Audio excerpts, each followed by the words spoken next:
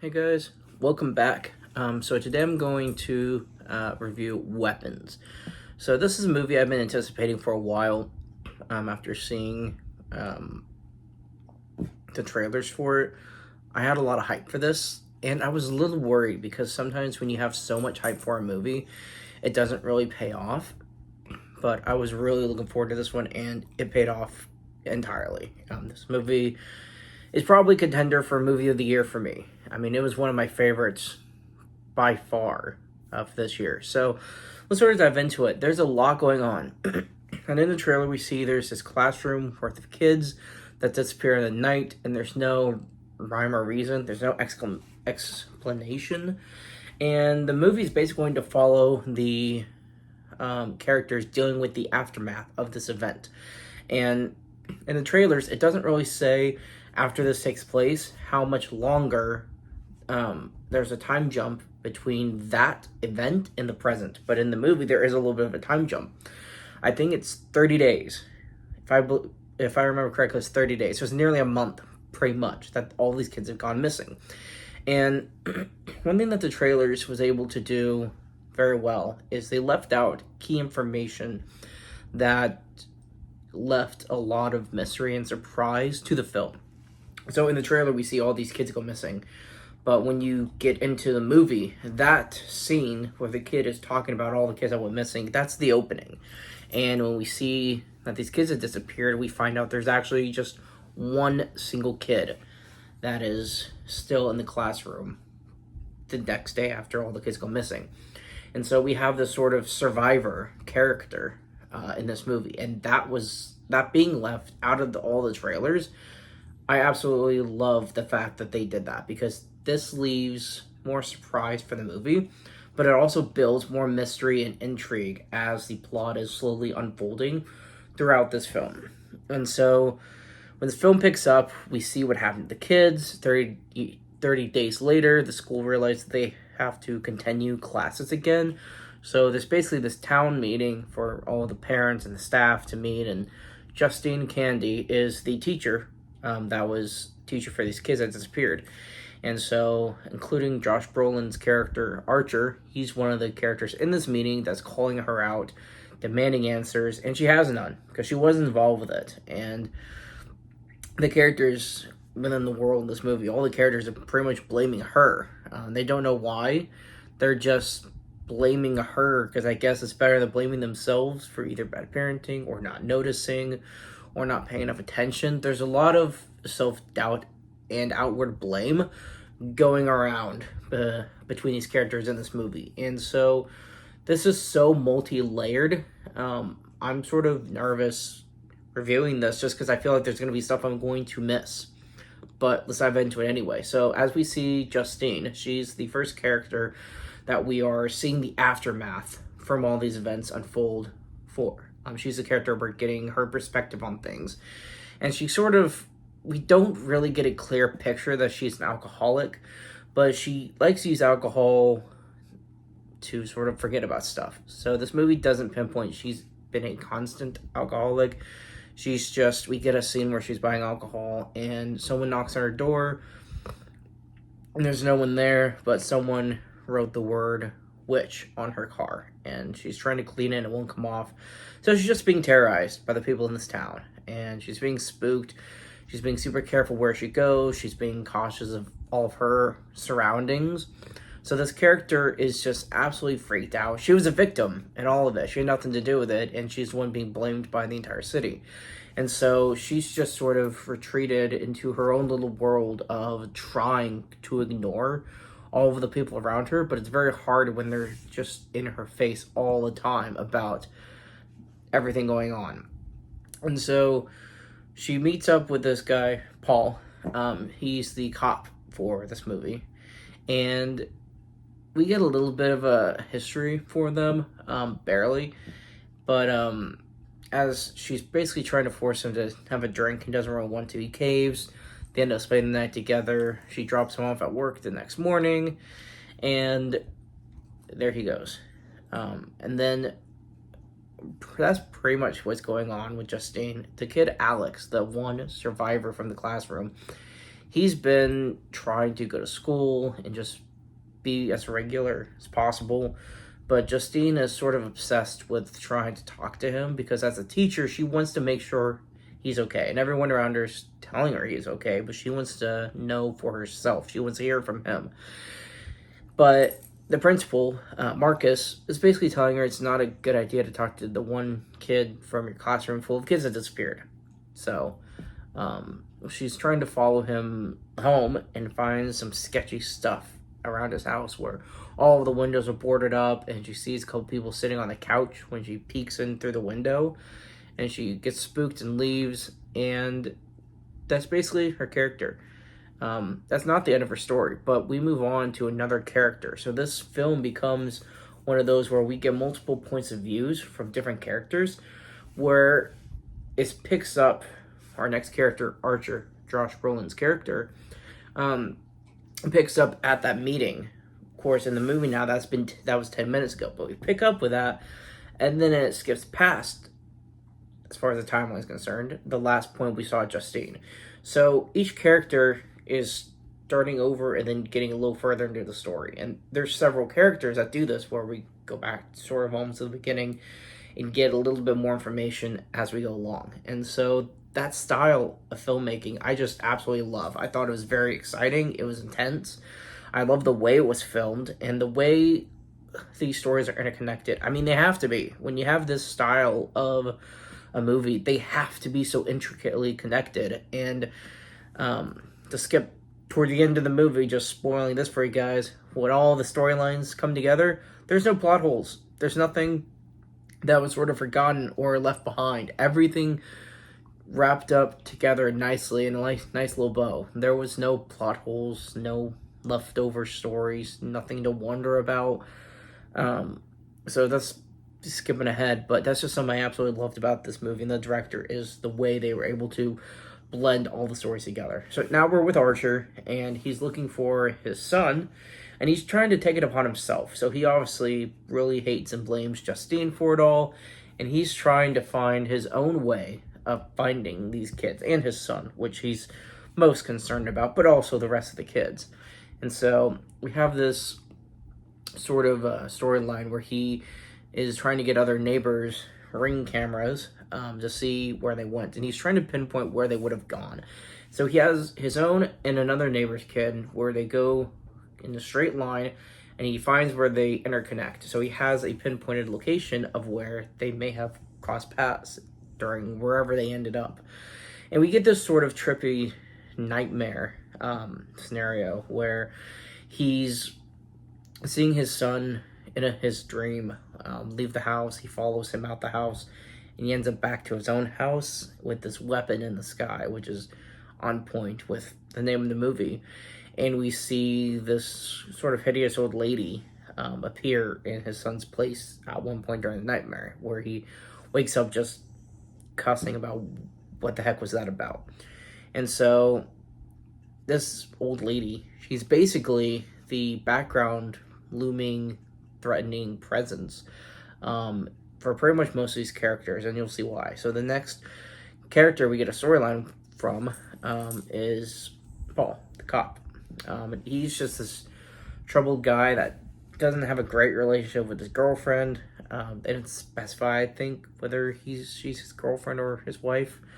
But he has this weird relationship with her, and her dad happens to be his boss at work at the police station. And so he finds this guy, this sort of drug addict, and he basically beats him.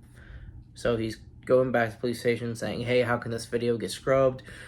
This video feels like it's not really going anywhere, but it picks up with a different character's connector point later. And so as we get to see basically his life basically kind of sucks as far as he's concerned. By the time we wrap up, he's just this angry, bitter person. And so, because of the drug addict, we skip over to a different character, which isn't the drug addict yet. We skip back over to, I believe it was Marcus's last. I told you guys I'm going to miss something. This drug addict, he's the one that his character is next. And so, as we're seeing what's going on with him, he's just looking for anything to sell. Trying to break into cars, sell backpacks, sell whatever he can because he needs money for drugs. But while trying to find items, he ends up going to Alex's house, the kid from the beginning of the movie, and he actually finds his parents just sort of on the couch still, not reacting to anything he's doing or saying. They're just entirely motionless, but alive. And so the mystery and intrigue with Alex's character and his parents and his house, that's the storyline's building. And he goes to the basement and he finds all of the kids there. So now we know where they're at. But he gets freaked because Alex's parents get up after the kids are found, and he's basically chasing them out. And he wants to reach out to the police for the reward for finding the kids, because there's a reward for finding the kids. And Paul ends up seeing him again, chasing him, and that's sort of where the majority of this picks up, to where drug addict, he goes back to the woods where his tent is, and he sees that old lady again in the distance. And so basically the cop finds him. He says, hey, I know where the kids are. They go to that place, and Paul ends up going indoors. He's gone till nighttime. When he comes back out, he drags this guy that's in the back of his police car now inside, and that's the last we see of these characters for a little while. And then we get Marcus. He's the principal, and Justine is concerned with Alex's well-being, and Marcus finally agrees, okay, let's talk to Alex's parents. But this older lady that's been showing up during the movie, during nightmare sequences and just creepy stuff, she shows up at Principal Marcus at his work when he called for Alex's parents. She says she's his Aunt Gladys, and that his parents are sick and they can't talk to him. And he said, well, I'm gonna have to. And so she basically just talks about how upset and pissed she is and leaves. And then we get to see Marcus in his home with his partner. They're about to just watch TV when the doorbell rings. And Gladys is at the door now. And she has these weird requests where she wants a bowl of water instead of a glass of water. And she uses now witchcraft, which was teased earlier in the movie with Justine's car having the word witch written in paint, blood, whatever, on the side of the car. She uses witchcraft to control Marcus, to kill his partner, and then go after Justine, which is where some of the other storylines pick up when Archer fights Marcus off, saves Justine, basically. Marcus is then killed by a car passing by, and Archer and Justine's character have now teamed up, where they agree, okay, something's going on, let's figure out what's going on and handle this ourselves instead of alone, individually.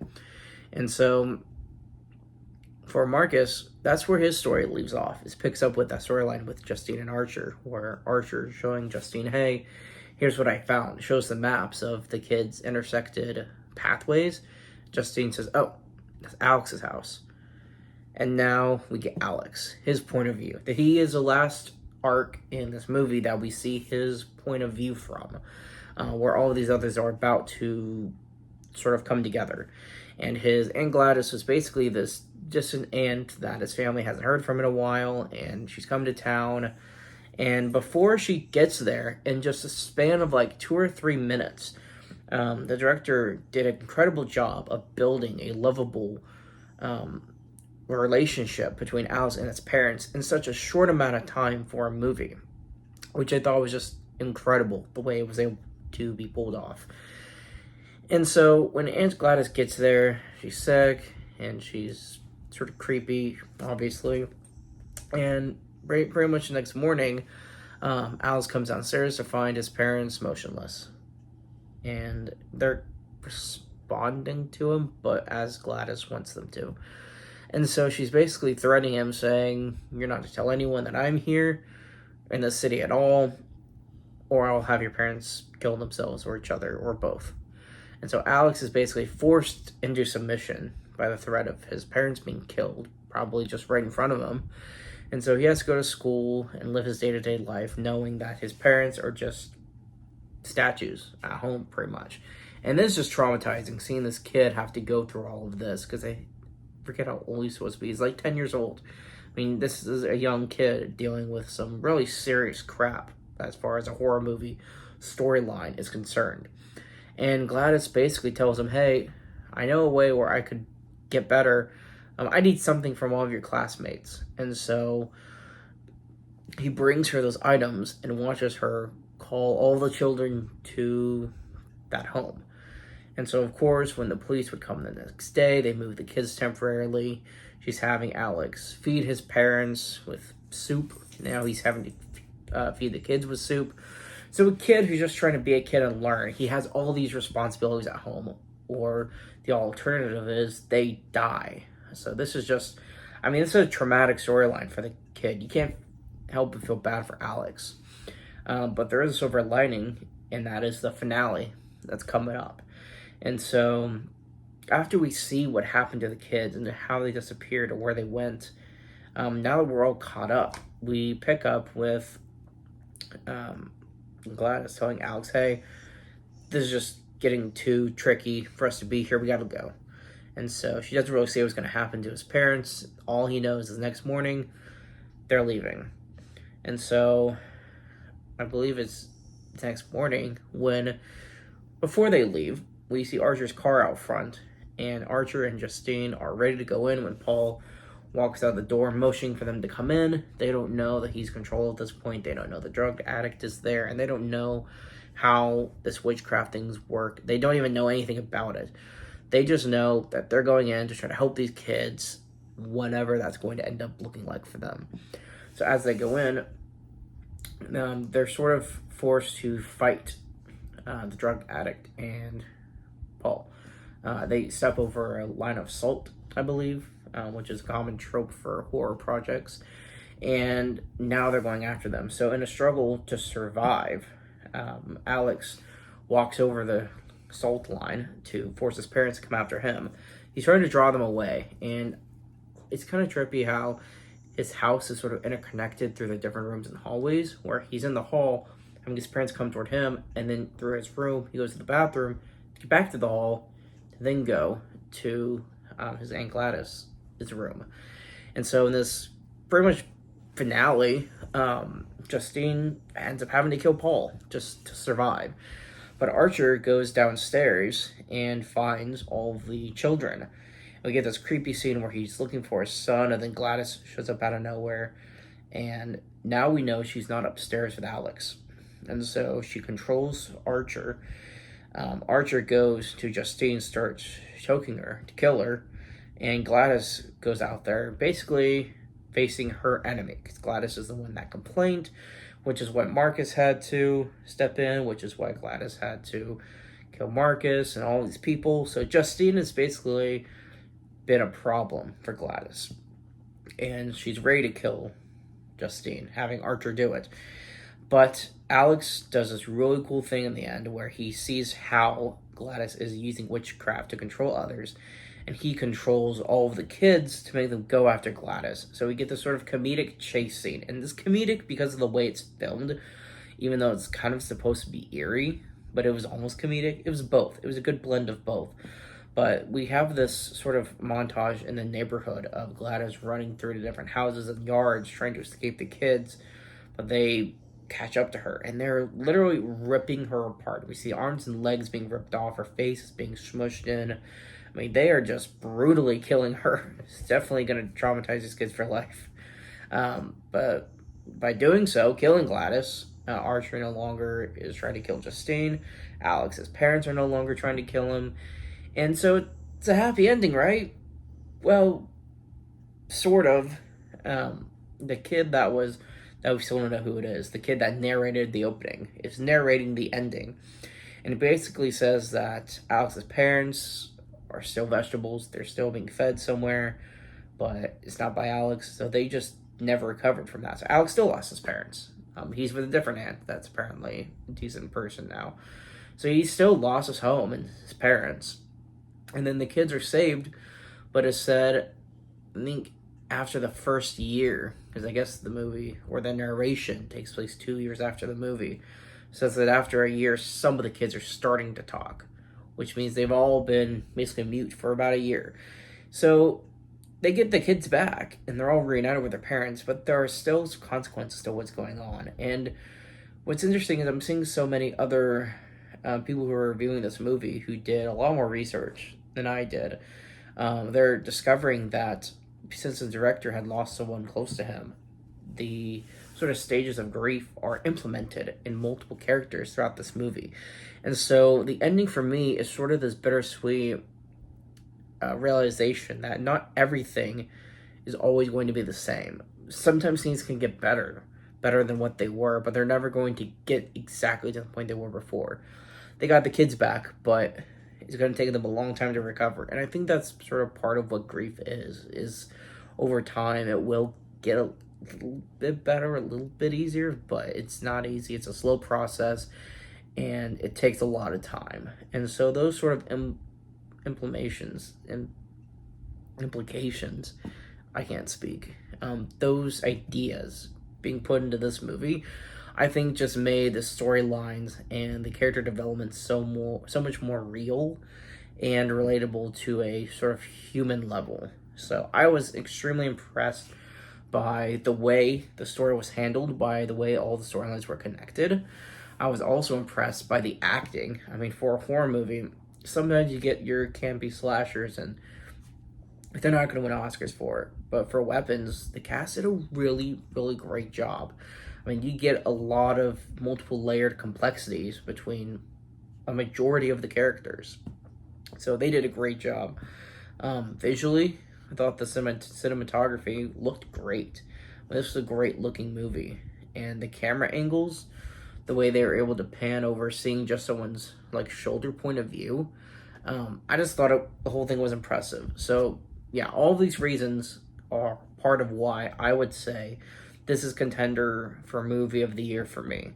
So I'm looking forward to the end of December, maybe January, doing a movie of the year review of my top picks and getting to vote on what I think was my favorite movie. This is definitely going to be one of them because there was just no complaints by the time it was over. It was eerie, it was a little funny, it was intense, there were plot twists, there were surprises in between the filmmaking, the acting, and the storyline. Everything was just so easy to digest. It was a great watch. So I would see this for yourself, guys. When it comes to physical media, I'm definitely buying this one for sure. There's a steelbook that is sold out. Hopefully it will be available again. Not holding my breath though. And just, if you've seen the movie, guys, let me know what you think. Because this one, for me, was incredible. I absolutely love this film, and I can't wait to watch it again. Thanks for watching my review. Keep it digging, guys. Until next time.